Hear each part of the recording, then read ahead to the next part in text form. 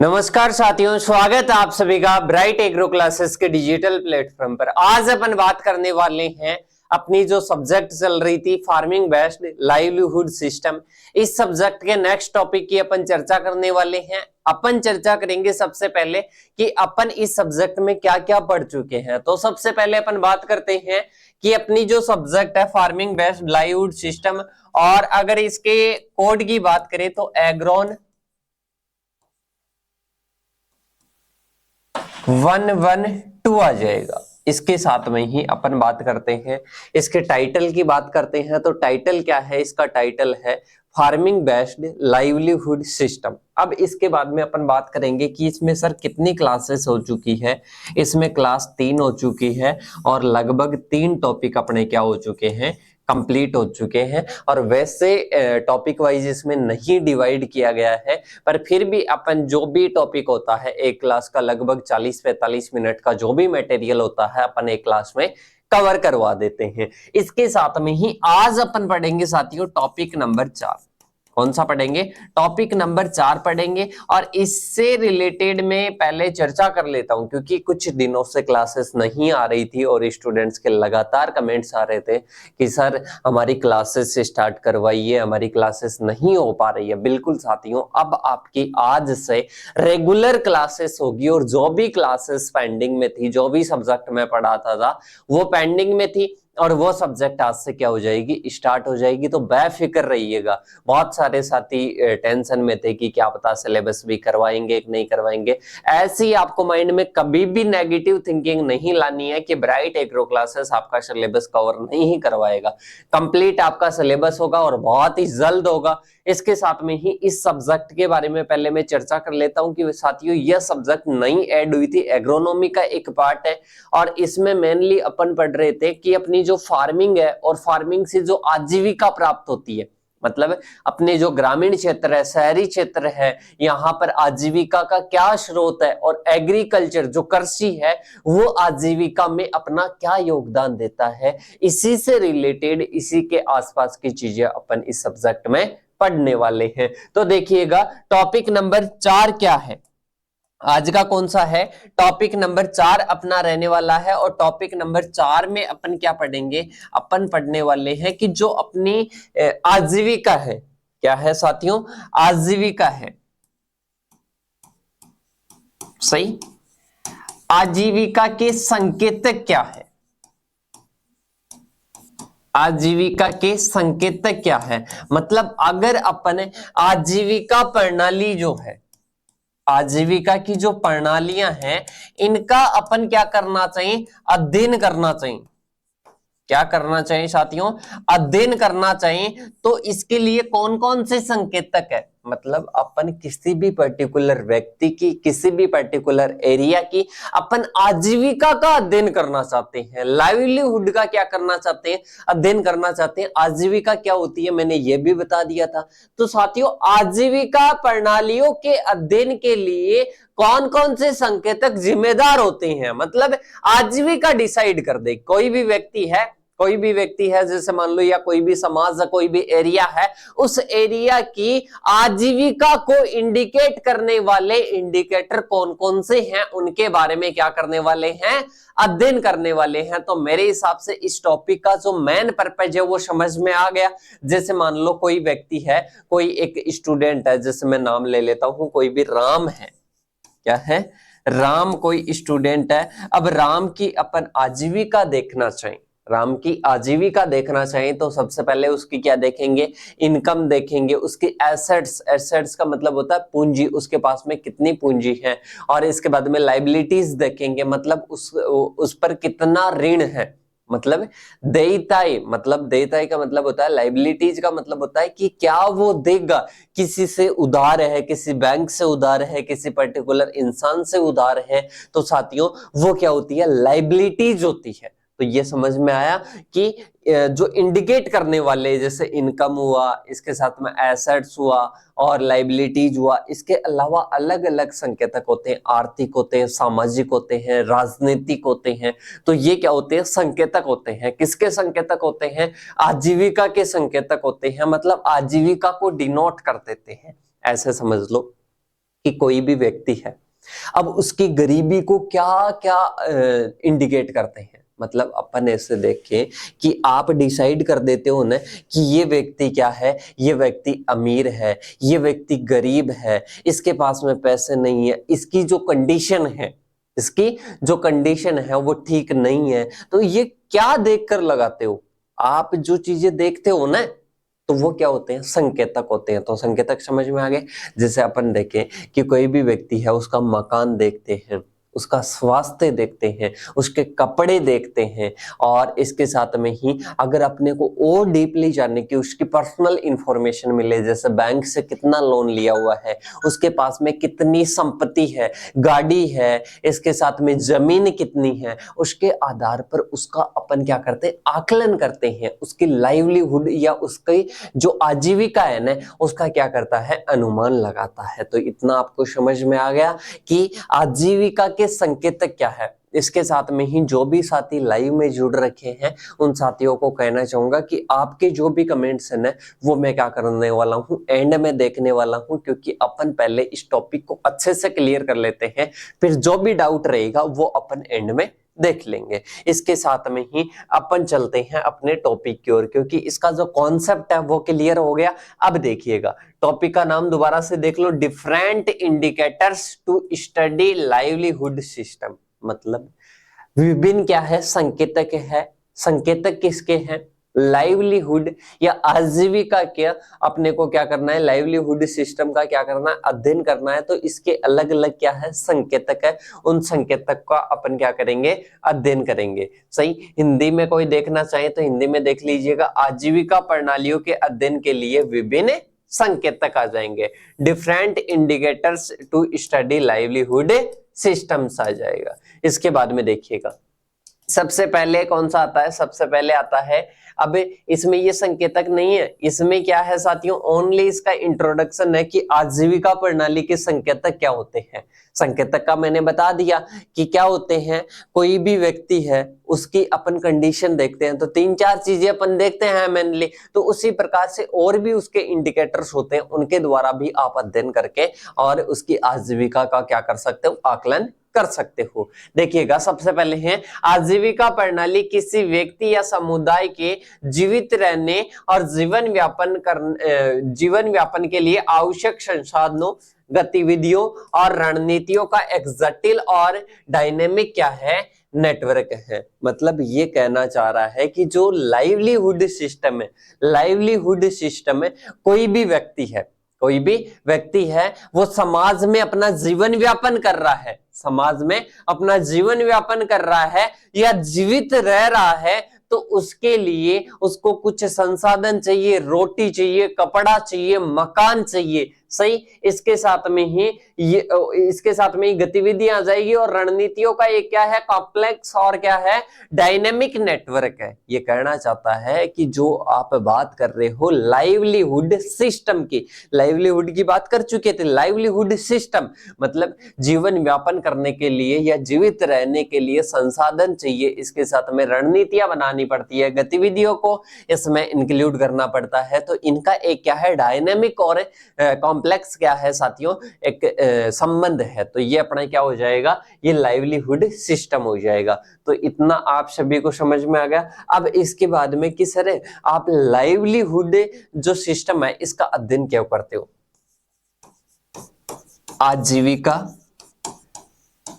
प्रणाली, आजीविका प्रणालियों का अध्ययन क्यों करते हैं, आजीविका प्रणालियों का अध्ययन क्यों करते हैं, ये भी ध्यान से समझना। आजीविका प्रणालियों का अध्ययन इसलिए करते हैं ताकि अपने को किसी भी, ये अपना क्या है, ऐसे मान लो कि ये राजस्थान है, ये क्या है, राजस्थान है। राजस्थान का मैप नहीं है पर समझिएगा एक बार कि ये राजस्थान का क्या है, मैप है। अब मैं इस एरिया की, पूरे एरिया की क्या करना चाहता हूं, लाइवलीहुड सिस्टम का अध्ययन करना चाहता हूं। अब मैं क्यों कर रहा हूं इसका पर्पस समझना। इस एरिया में क्या है, बहुत ही अच्छी कंडीशन है, मतलब उनका जीवन स्तर अच्छा है। ये एरिया आ जाता है, टीएसपी का एरिया आ जाता है भाई साहब। यहाँ पर क्या नहीं है, वो जो जीवन स्तर वगैरह है वो क्या नहीं है, ठीक नहीं है। तो भाई साहब यहाँ क्या करना पड़ेगा, यहाँ पर कुछ ऐसी योजनाएं, ऐसे प्रोग्राम कंडक्ट करने पड़ेंगे ताकि यहाँ के जीवन स्तर को क्या किया जाए, सुधारा जाए। यहाँ के जीवन स्तर को क्या किया जाए, सुधारा जाए। तो इसलिए लाइवलीहुड सिस्टम का क्या किया जाता है, अध्ययन किया जाता है। क्यों करते हैं, ताकि अपन उस एरिया की कंडीशन का पता लगा सके और वहां पर जो भी आय के स्रोत है या किस रीजन की वजह से वहां पर गरीबी रेखा से नीचे हैं लोग और क्यों उनका डेवलपमेंट नहीं हो पा रहा है, तो उन रीजन्स का अध्ययन करते हैं और वहां पर सुधार करते हैं। इसलिए अपने लाइवलीहुड सिस्टम का क्या करते हैं साथियों, अध्ययन करते हैं। और भाई साहब अलग अलग क्षेत्रों में अलग अलग इंडिकेटर होते हैं आजीविका के, सही है। जैसे अपन देखना चाहें, कोई भी है, अब कोई ऐसा एरिया है जहां पर कच्चे मकान ही बनाते, उनके पास में चाहे पैसे कितने भी हो पर वो कच्चे मकानों में ही रहना पसंद करते हैं। उनके एक ऐसी परंपरा है जो कि कच्चे मकानों में ही रहते हैं। तो भाई साहब मकान को देखकर तो उनकी आजीविका का आकलन नहीं कर सकते। तो भाई साहब अलग अलग एरिया में जाओगे ना तो वहां पर इंडिकेटर अलग अलग होते हैं, ये माइंड में डालना है। अब इसके बाद में अपन चलते हैं आगे की ओर, सही। अब इंडिकेटर्स की ओर आते हैं। तो भाई साहब पहले कौन से आते हैं, इकोनॉमिक इंडिकेटर्स आते हैं, आर्थिक संकेतक। आर्थिक संकेतक का मतलब समझिएगा कि अर्थ का मतलब क्या होता है, धन। अर्थ का मतलब क्या होता है, धन। अब अपने को सबसे पहले धन देखना है, सबसे पहले धन मतलब उनके पास में पैसा वगैरह है, उनके पास में पूंजी है, तो वो सारी चीजें अपन देखते हैं। उनके उधार है ये कोई धन या फिर उनके पास में है, तो वो सारी चीजें अपन देखते हैं। मतलब पहले अपन पैसे वगैरह देखेंगे, मतलब इकोनॉमिक इंडिकेटर्स में आते हैं। तो पहला क्या आ जाता है, इकोनॉमिक इंडिकेटर्स। इसमें सबसे पहले आता है इनकम। मतलब कोई भी व्यक्ति है, कोई रमेश व्यक्ति है। अब इस रमेश का अपन क्या देखेंगे साथियों, एक निश्चित अवधि में, एक निश्चित अवधि में एक फिक्स टाइम में क्या करते हैं, उसकी जो उसके पास में जो भी इनकम होती है उसका क्या करते हैं, अध्ययन करते हैं। एक निश्चित अवधि में वो कितनी कमाई करता है, दैट इज इनकम। वो उसकी क्या हो जाएगी, इनकम हो जाएगी। ऐसा नहीं कि वो अपन कभी 7 साल की देख ली, कभी 5 साल की देख ली। निश्चित अवधि का मतलब है कि 1 साल में कितनी आ रही है, 1 महीने में कितनी आ रही है, तो वो क्या होती है, इनकम। तो सबसे पहले क्या देखते हैं, किसी भी व्यक्ति की लाइवलीहुड सिस्टम का अध्ययन करने के लिए अपन क्या करते हैं, उसकी इनकम देखते हैं। तो यह किसी व्यक्ति या परिवार द्वारा एक निश्चित अवधि में अर्जित धन या मनी है, सही। मनी की क्या है, कुल राशि है। तो एक परिवार या एक व्यक्ति एक निश्चित समय में क्या करता है, कोई धन प्राप्त करता है या धन कमाता है, उसकी जो कुल धनराशि है ना वो क्या हो जाएगी, इनकम हो जाएगी। तो पहली चीज अपन क्या देखते हैं मेरे साथियों, पहले अपन देखते हैं इनकम। अब वो चाहे इनकम कहाँ से प्राप्त होती है सर, इनकम मजदूरी करके भी, जैसे कोई मजदूरी कर रहा है वहां से उसको प्राप्त हो जाती है। कोई व्यवसाय से, कोई बिजनेस कर रहा है उससे प्राप्त हो रही है। कोई संपत्ति से, कोई संपत्ति को, खुद की संपत्ति को, खुद की भूमि को, खुद के मकान को किराए पर दे रहा है, वहां से प्राप्त हो रहा है, तो वो क्या हो जाएगी साथियों, वो अपने क्या हो जाएगी, इनकम हो जाएगी। क्या हो जाएगी, इनकम हो जाएगी। तो पहला समझ में आया कि नहीं आया, कि सर पहला आर्थिक संकेतक समझ में आ गया। इसके बाद में आता है वे या एक्सपेंडिचर। मतलब इसमें क्या होता है, वे, वो कितना खर्च कर रहा है, वो कितना खर्च कर रहा है, वो किस में आएगा, वे। मतलब ऐसा नहीं कि ओनली इनकम देख रहे हैं, इनकम के साथ साथ में ये भी देखना पड़ता है कि वो कितना खर्च कर रहा है, सही। उसके आधार पर भी आजीविका का क्या लगता है, पता लगता है। अब ऐसे तो है नहीं कि कोई गरीब व्यक्ति है और फॉर्च्यूनर चला रहा है, फॉर्च्यूनर का खर्च वहन कर रहा है, ऐसे तो होगा नहीं, सही। जो फॉर्च्यूनर मेंटेन कर रहा है मतलब उसके पास में भी पैसे भी किसके अकॉर्डिंग अकॉर्डिंग है, फॉर्च्यूनर के अकॉर्डिंग है, अपवादों को छोड़ सकते हैं और बाकी के खर्च भी देखे जाते हैं किसमें, आर्थिक संकेतक में। सही, एक निश्चित अवधि में किसी व्यक्ति या परिवार द्वारा जो खर्च की गई जो धनराशि है, जैसे भोजन के लिए, आवास के लिए, शिक्षा के लिए, स्वास्थ्य के लिए, अन्य जो खर्च है ना वो किसमें शामिल होते हैं, व्यय में शामिल होते हैं। तो ये भी अपन क्या करते हैं, अध्ययन करते हैं। पहली चीज कौन सी आई, इनकम, दूसरी व्यय या खर्च आ जाएगा। इसके बाद में आता है एसेट्स या संपत्ति। एक तो होता है एसेट्स, एक होता है लाइबिलिटीज। सही, लाइबिलिटीज क्या होती है, लाइबिलिटीज होती है किसी भी व्यक्ति के उधार है। जैसे कोई रमेश क्या है, कोई रमेश किसान है। अब ये रमेश किसान है भाई साहब, ये ऋण ले लेता है, केसीसी ले लेता है, किसान क्रेडिट कार्ड ले लेता है 2 लाख का। सही, 2 लाख का क्या ले लेता है, किसान क्रेडिट कार्ड ले लेता है, केसीसी ले लेता है। तो अब ऐसे तो नहीं है कि जो उसकी ऐसे मान लो कि उसके पास में 10 लाख है और उसकी 10 लाख ही गिनती होगी, मतलब कि 10 लाख इसके पास में क्या है, पूंजी है। 10 लाख में से 2 लाख आपके क्या है, उधार है। 2 लाख क्या है, उधार है, मतलब वो लाइबिलिटीज है, वो आपको देना है, वो आपको पे करना है।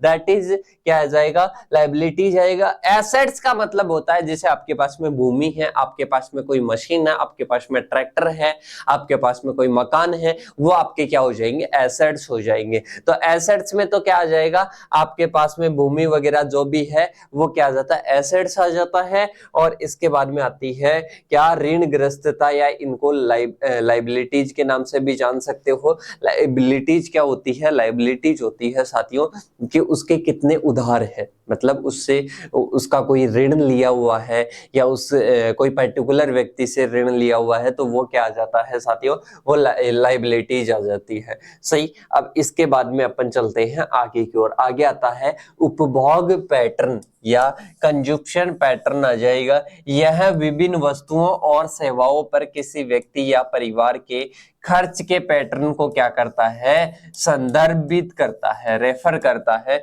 मतलब कोई भी वस्तु है या सेवा है, उस व्यक्ति पर, मतलब कोई भी व्यक्ति है या कोई भी परिवार है, उसके रेस्पेक्ट में अपन अध्ययन कर रहे हैं। तो यह विभिन्न वस्तुओं और सेवाओं पर किसी व्यक्ति या परिवार के खर्च का पैटर्न, मतलब कोई भी वस्तु के लिए, सही, कोई भी वस्तु के लिए या कोई भी सेवा के लिए क्या करता है, जैसे सेवा में क्या आ जाएगी, शिक्षा आ जाएगी। शिक्षा के लिए कोई भी परिवार क्या करता है, खर्च करता है। तो उस खर्च के पैटर्न को क्या करता है, कंजप्शन पैटर्न क्या करता है, उसके लिए क्या करता है, उसको प्रदर्शित करता है, उसको रेफर करता है। तो मेरे हिसाब से समझ में आ गया कि कोई भी वस्तु है, कोई भी सेवा है, उस पर कोई व्यक्ति खर्च कर रहा है, तो वो किस में आता है, कंजप्शन पैटर्न में आता है। सही, अब इसके बाद में आते हैं सामाजिक संकेतक, मतलब सोशल इंडिकेटर्स आते हैं। अपन ने कौन से देख लिए कि सर अपन ने देख ली आर्थिक संकेतक देख लिए, इनकम वगैरह, खर्च वगैरह आ जाएगा, वो सारी चीजें आ जाएगी, लाइबिलिटीज आ जाएगी, एसेट्स आ जाएगी।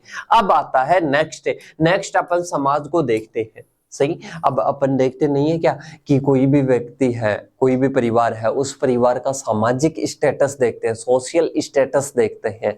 सही, सोशल स्टेटस में क्या देखेंगे, उस परिवार की शिक्षा का क्या स्तर है। अगर ऐसे मान लो कि कोई परिवार है कि अच्छा है, सही, और उसको अपन देखें कि अच्छा संपन्न परिवार है, तो उस संपन्न परिवार में अपन एक और चीज देखेंगे। क्या चीज देखेंगे कि वहां की शिक्षा का, पैसे के साथ साथ में आर्थिक स्थिति के साथ साथ में अपन देखेंगे कि वहां की शिक्षा की क्या स्थिति है। तो पहला इंडिकेटर क्या आ जाता है, एजुकेशन लेवल, उस परिवार का एजुकेशन लेवल क्या है। फिर आता है हेल्थ स्टेटस, है मानसिक स्टेटस, या इसके मेंटल और फिजिकल हेल्थ आ जाएगा। मतलब आपने देखा होगा कि कोई भी ऐसे होते हैं झुग्गी झोपड़ियों में रहने वाले पिछड़े वर्ग के क्या होते हैं, पिछड़े वर्ग के लोग होते हैं, उनमें आपने देखा होगा कि मानसिक तनाव होता है, फिजिकल हेल्थ और मेंटल हेल्थ उनकी अच्छी नहीं रहती है। सही। तो वो क्या आते हैं, उस कंडीशन को भी अपन देखते हैं। और कोई ऐसा परिवार है कि वो संपन्न है, वो परिवार संपन्न है, पैसों से संपन्न है, तो भाई साहब वो फिजिकल और मेंटल हेल्थ से भी क्या रहते हैं, संपन्न रहते हैं। सही। तो उस कंडीशन को भी देखते हैं। ऐसा नहीं कि आर्थिक स्थिति से ही रिलेटेड अपन देखते हैं।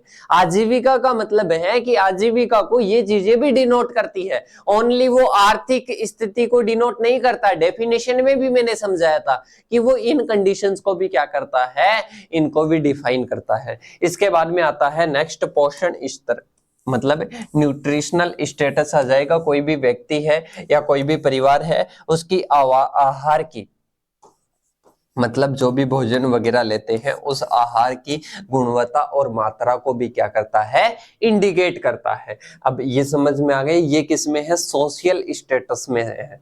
सही। इसके बाद में आ जाएगा नेक्स्ट अपने सामाजिक नेटवर्क और संबंध। अपन देखते हैं ना कि कोई अच्छा परिवार है, अच्छे उसमें संस्कार है, अच्छे पैसे वाला है, सही, अपना अच्छा सोशल स्टेटस रखता है, तो भाई साहब उसमें जो संबंध है ना, आपसी संबंध, वो बहुत अच्छा रहता है। आपने सुना होगा कि वो ऐसा परिवार है कि उसके आपस में, मतलब उसको पूछने वाले बहुत ज्यादा लोग हैं। पूछने वाले कैसे, मतलब उसके संबंध, लोगों से संबंध अच्छे हैं। तो सामाजिक संबंध भी किसको डिफाइन करते हैं, आजीविका प्रणाली को क्या करते हैं, डिफाइन करते हैं। तो ये भी क्या है, उसका इंडिकेटर है। इसके बाद में एम्पावरमेंट आ जाएगा, मतलब सभी के बारे में आपको डिटेल से नहीं लिखना, मेन मेन जो चीजें मैंने बताई ना, उनको डिटेल से लिखना है। इसके बाद में देखिएगा नेक्स्ट है एनवायरमेंटल फैक्टर्स, मतलब एनवायरमेंटल इंडिकेटर्स आ जाएंगे, पर्यावरणीय संकेत, पर्यावरणीय संकेतक आ जाएंगे। सही। अब इसमें देखो कि अपन ने सामाजिक देख लिए, इसके साथ में अपन ने जो है सामाजिक देख लिए, इसके साथ में आर्थिक देख लिए। अब आते हैं पर्यावरण से रिलेटेड क्या क्या संकेतक हैं जो कि क्या करते हैं, जो कि आजीविका प्रणाली को क्या करते हैं, डिनोट करते हैं। तो सबसे पहले आता है प्राकृतिक संसाधनों की उपलब्धता और गुणवत्ता। अब भाई साहब आप खेती करोगे, आप क्या करोगे, कृषि करोगे।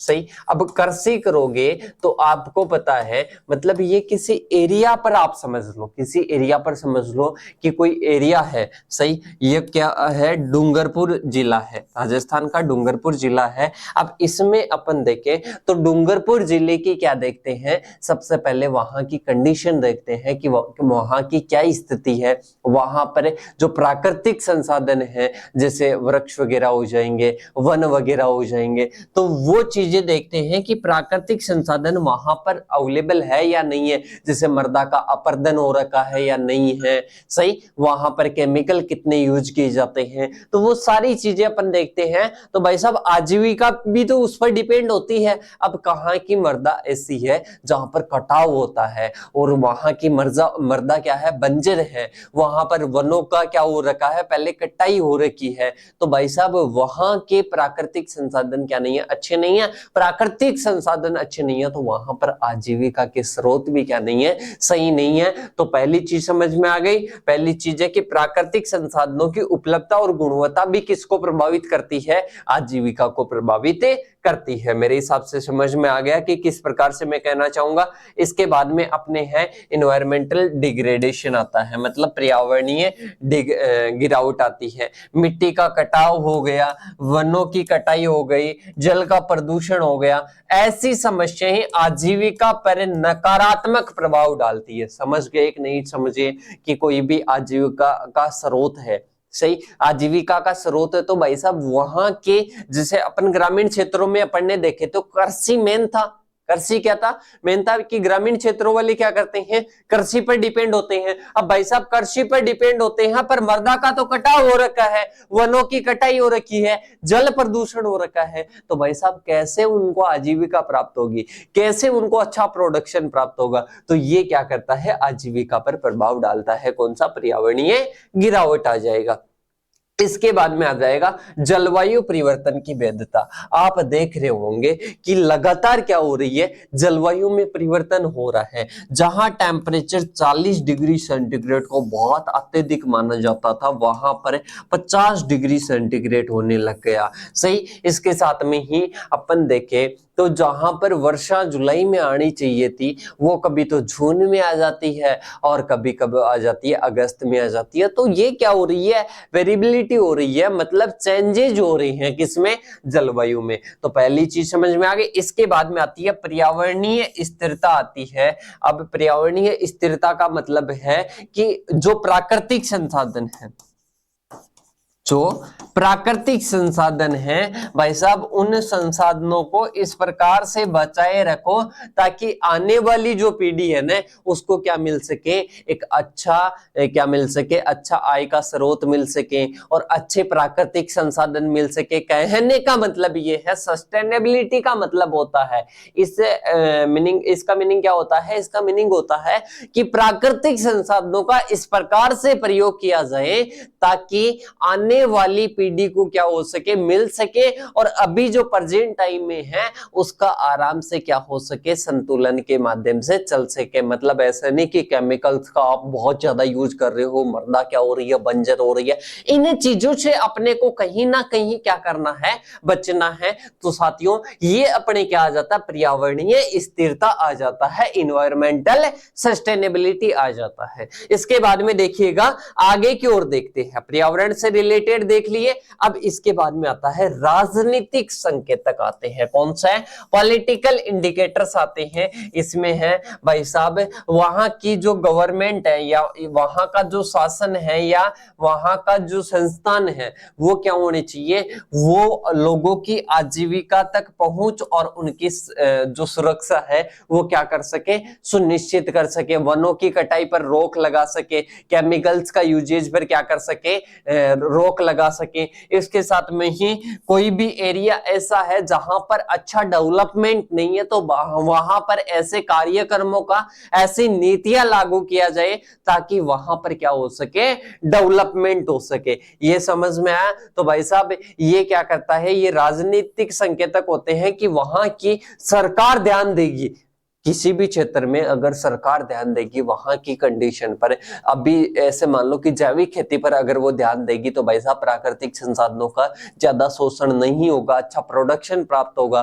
तो ये चीजों पर सरकार की भी भूमिका होती है। अगर सरकार की भूमिका कहीं पर है ना तो वहां पर आजीविका क्या है, अच्छी है। तो आजीविका के संकेतक है ये जो अपन ने पढ़े। तो 4 प्रकार के आजीविका के संकेतक अपन ने देख लिए।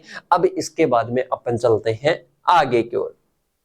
सही, आगे अपन देखें तो सबसे पहले आता है आजीविका के संकेतकों के क्या लाभ है। मतलब आजीविका के संकेतकों का अगर अपन उपयोग करें तो इसका क्या क्या लाभ प्राप्त हो सकता है, यह भी पूछा जा सकता है। तो सबसे पहले आती है आजीविका की प्रणालियों को अपन क्या कर सकते हैं, समझ सकते हैं। मेन तो आपको इंडिकेटर्स दिया हुआ था आपके सिलेबस में, वो मैंने अच्छे से क्लियर कर दिया। अब मैं ओनली ऊपर ऊपर से जो लाभ है, चुनौतियां हैं, आगे भविष्य में क्या संभावना है उनको समझाने वाला हूं। तो इसके बाद में आता है आजीविका प्रणालियों की व्यापक समझ आ जाएगी। सही, व्यापक समझ होती है तो ये क्या आ जाएगा, लाभ आ जाएगा। इसके बाद में प्रभावी नीति निर्माण और कार्यक्रम का कार्यान्वयन आ जाएगा। तो ये क्या है, सेकंड क्या है, लाभ है। इसके बाद में समय के साथ में प्रगति पर नजर रखना, ये क्या आ जाएगा साथियों, नेक्स्ट इसका लाभ आ जाएगा। इसके बाद में अपन चले आगे की ओर, सबूत आधारित निर्णय लेना, मतलब आगे क्या डिसीजन अपने को लेना है, क्या ऐसी प्रक्रिया अपनानी है ताकि क्या हो सके, उस एरिया में डेवलपमेंट हो सके। तो ये डिसीजन में भी क्या करता है, डिसीजन मेकिंग में भी सहायता प्रदान करता है। इसके बाद में आता है आजीविका संकेतकों के उपयोग में चुनौतियां, मतलब क्या क्या चैलेंजेस आ सकते हैं आजीविका संकेतकों के उपयोग में। तो सबसे पहले आती है भाई साहब, कोई भी एरिया है वहां के डेटा आप कलेक्ट कर रहे हो तो डेटा कलेक्ट करने में बहुत सारी क्या आती है, बाधाएं आती है। वहां की इनकम देख रहे हो, वहां का खर्च देख रहे हो, इसके साथ में वहां की लाइबिलिटीज, एसेट्स, ये सारे डाटा कलेक्ट करते हैं तो भाई साहब बहुत क्या लगता है, टाइम लगता है, बहुत कठिनाई होती है। तो पहली बाधाएं आ जाती है। दूसरी आती है संकेतकों की प्रासंगिकता और इसके साथ में संदर्भ विशिष्टता, मतलब ऐसे नहीं कि जो अपन संकेतक यूज में ले रहे हैं, जो इनकम, जो व्यय है, जो लाइबिलिटीज है, जो एसेट्स है, वो भी क्या होनी चाहिए, वो भी सही होनी चाहिए, उपयुक्त होने चाहिए।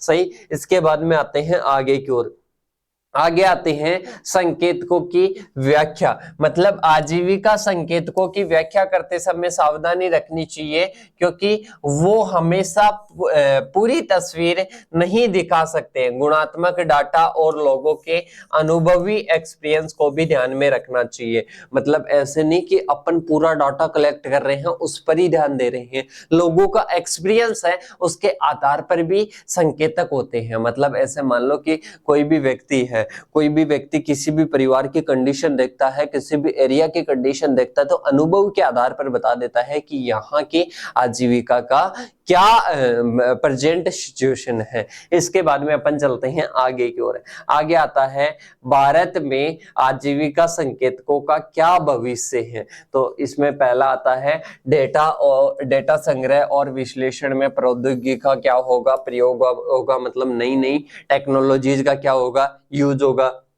इसके बाद में भागीदारी दृष्टिकोण, समुदाय को डेटा संग्रहण और विश्लेषण की प्रक्रिया में शामिल करने से सुनिश्चित करने में क्या मिल सकती है, मदद मिल सकती है। इसके साथ में ही अंतर क्षेत्रीय सहयोग आता है। विभिन्न क्षेत्र जैसे कृषि, स्वास्थ्य, शिक्षा, पर्यावरण के बीच में सहयोग और आजीविका प्रणालियों की एक अधिक समग्र समझ और अधिक प्रभावी हस्तक्षेपों को विकास को क्या देता है, बढ़ावा दे सकता है। तो ये क्या होते हैं साथियों, ये भविष्य होता है। मतलब आगे भविष्य में क्या क्या चीजें, नई नई टेक्नोलॉजीज का अपन क्या करेंगे, डेटा संग्रह के लिए यूज करेंगे।